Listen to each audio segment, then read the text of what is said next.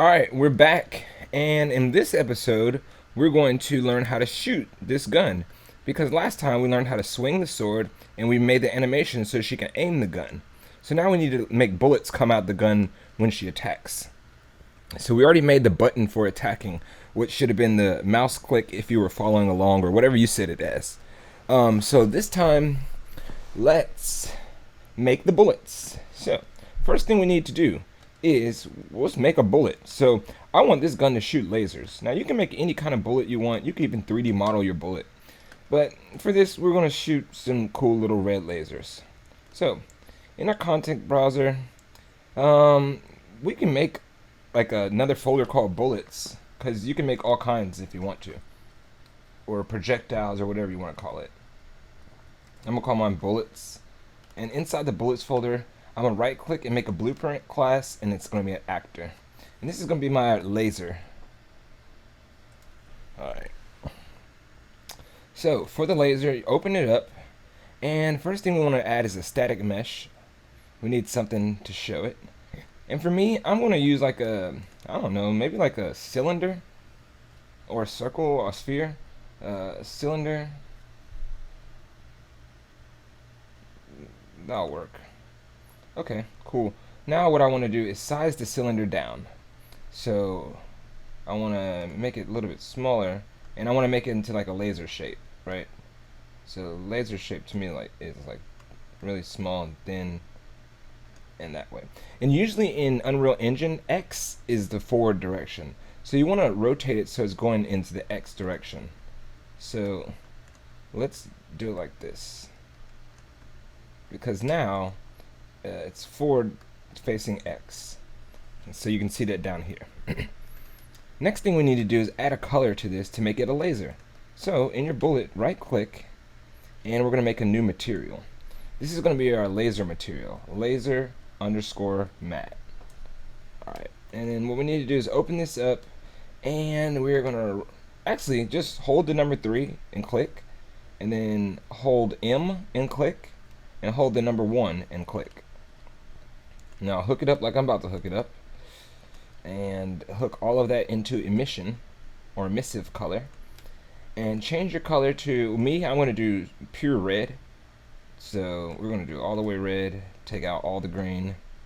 Perfect. And then for this, I'm going to turn this, I'm going to crank it up really high. I'm going to crank it up to like, I don't know, 8. Stupid high. Watch, it says very bright. Alright, so next step, what I need to do is I need to make sure that we put this material onto our laser. So come to your laser and find that material that you just made and put it into the material slot. So mine was called laser underscore matte. Perfect. Now you can turn that brightness up as high as you want it to go. Like, I think mine can even go higher.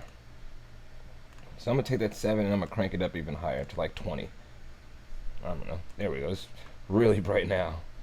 It might hurt your eyes if you don't have like glasses to look at it. But don't worry. That's going to be cool. Alright, so we got our laser. Next thing we need to do is add a projectile movement. So add, and then type in projectile movement. There you go. And for the projectile movement, while it's highlighted on the right hand side, we need to set a few things, like the initial speed and the max speed. I want mine not to speed up, so I want it to be the consistent speed as I shoot it. So that speed I want it to be pretty fast. I'm going to put it on like 2,000. And also my max speed, I'm going to put it on 2,000. And then another thing I need to do is this gravity scale. Right now it's set to 1. So if I shoot it, the bullet's going to fall out the air, you know, over time. We need the bullet just to stay in the air. So we're going to put that on 0. Then what we need to do is say which direction it's actually moving in. And here's the X direction, so that's good.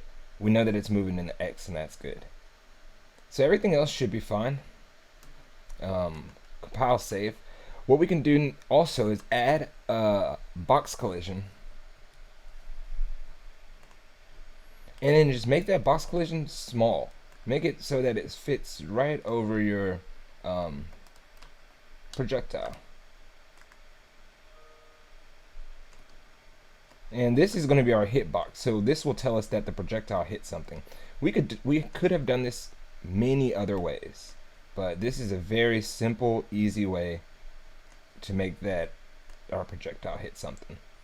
And I actually I'm gonna make mine a little bit tighter because I don't want it to be too loose. You don't even have to have it on the back, to be honest, just on the front part of the projectile, because that's what's going to hit. Alright, so once you're finished with that box, compile, save. We don't really have to write any code in that because it's not going to hit anything. But what we do want to do is, for our static mesh, we want to turn off the collision for that. So on the right hand side, find your collision, and then instead of block all dynamic, just say no collision, and compile and save. Alright, we've got our bullet set up. Now we need to go back into our character. So go to your character, and we need to set the bullet to come out of the gun. So find your handgun on the left hand side, and let's make it visible real quick. So come down here and find rendering and turn it to visible. Perfect. Now, while the handgun is selected, add a component, and what we want to add is an arrow. So type in arrow. So that arrow is connected to the handgun, and make sure that it is a child of the handgun, and you'll know it because of the indentations. Right, so now we have our arrow selected. Put the arrow at the tip of the gun. This is very important because this is where our bullet is going to come from.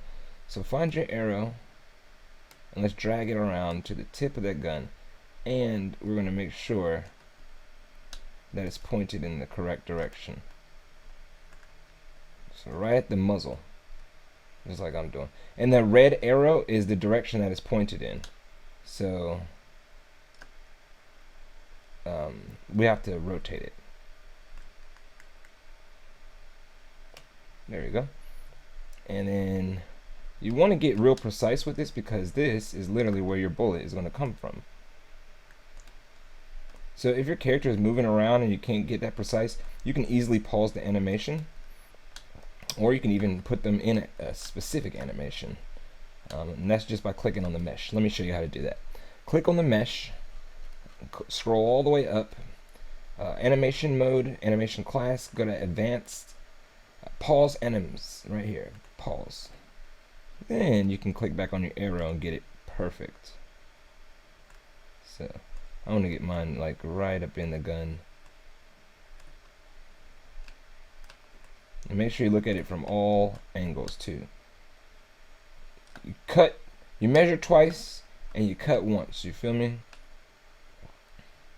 Alright, so I think that's good. Save. Remember to unpause your animations. It's very, very, very crucial. So unpause the animation. I've got my arrow there. Boom, compile, save. Now, we can set up the code. So go into the event graph, and the code that we set up last time for the attack right here, let's read it. So when you press the attack button, if she has the sword, then she's going to do the sword attack. She's going to swing, wait, and then move again. But if she has the gun, we need to make that happen. So let's hold B and make a branch and connect that up to your false. Now pull off gun equipped. So we made that last time, and connect it to your condition. So if the gun equipped is true, then we need to do another kind of thing. So we need her to fire. So what we want to do is spawn actor from class, compile, save. It's going to give you an error because we haven't told it what to spawn, but I just remembered something. In our laser, go back to your laser, make sure you're on your static mesh here, and then scroll up to the top and make sure that it's movable right here. And then lastly, make sure your box is attached to your static mesh, and so that it's a child. So those are the things I did forget, but we just fixed it, so everything's right. Alright, now back in your third person character, when you spawn that actor, find that laser that you just made. So type in laser, and it should be that. Okay, compile, save, and it's still saying an error because we don't have a spawn transform.